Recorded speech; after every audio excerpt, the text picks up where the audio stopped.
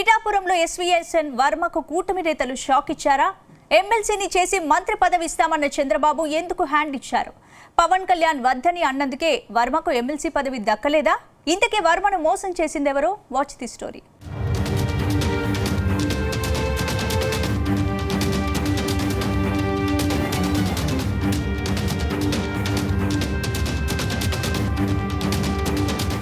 ఎన్నికల సమయంలో కాకినాడ జిల్లా పిఠాపురం పేరు మారుమోగింది.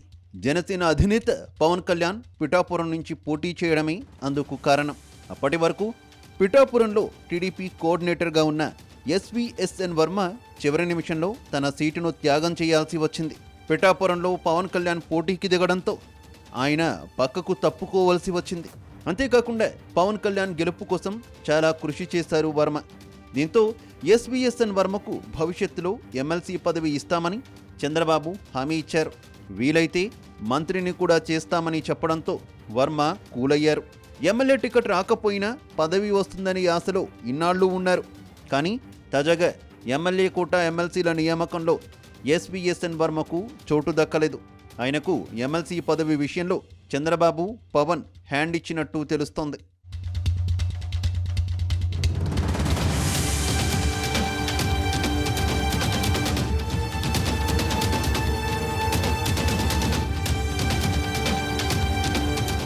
ఆంధ్రప్రదేశ్లో ఎమ్మెల్యే కోటా ఎమ్మెల్సీ స్థానాలకు అభ్యర్థులను ఖరారు చేసింది కూటమి సర్కార్.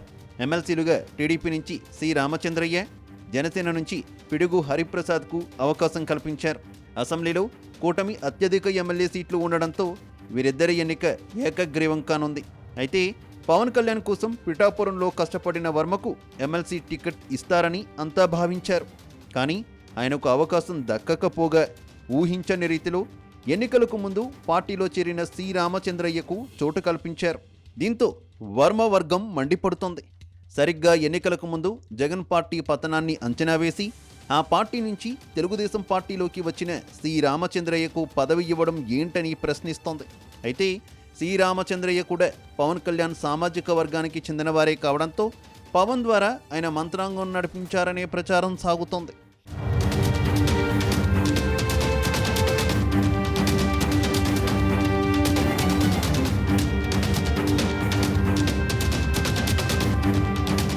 పిఠాపురం టీడీపీ కోఆర్డినేటర్గా ఉన్న ఎన్వీఎస్ఎన్ వర్మ 3 సార్లు పోటీ చేసి ఓడిపోయారు.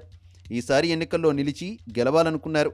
కానీ అక్కడి నుంచి పవన్ కళ్యాణ్ పోటీ చేయడంతో వర్మ పోటీ నుంచి తప్పుకున్నారు. దీంతో పవన్ కళ్యాణ్ అఖండ విజయాన్ని అందుకున్నారు. చంద్రబాబు క్యాబినెట్లో డిప్యూటీ సీఎం అయ్యారు. అంతకుముందు ఎన్నికల ప్రచారంలో వర్మకు కీలక పదవి కట్టబెడతామని పవన్ కళ్యాణ్ సైతం ప్రకటించారు. కానీ ఎమ్మెల్సీ పదవుల పంపకాల్లో వర్మకు చోటు దక్కకపోవడంతో పవన్ కళ్యాణ్ పైన విమర్శనాస్త్రాలు పేలుతున్నాయి. పిఠాపురంలో ఎస్వీఎస్ఎన్ వర్మ లేకుంటే పవన్ కళ్యాణ్ గెలిచేవారే కాదని వర్మ వర్గం ఆరోపిస్తోంది. పవన్ కళ్యాణ్కు దాదాపు 70,000 మెజార్టీతో గెలిపిస్తే ఇచ్చే బహుమతి ఇదేనా అని ప్రశ్నిస్తోంది.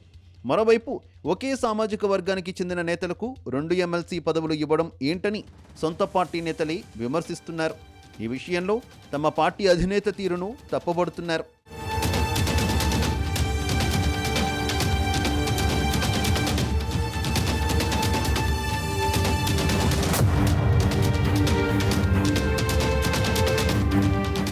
మొత్తంగా Pithapuram SVSN Varma next plan ఏంటన్నది ఇప్పుడు హాట్ టాపిక్గా మారింది.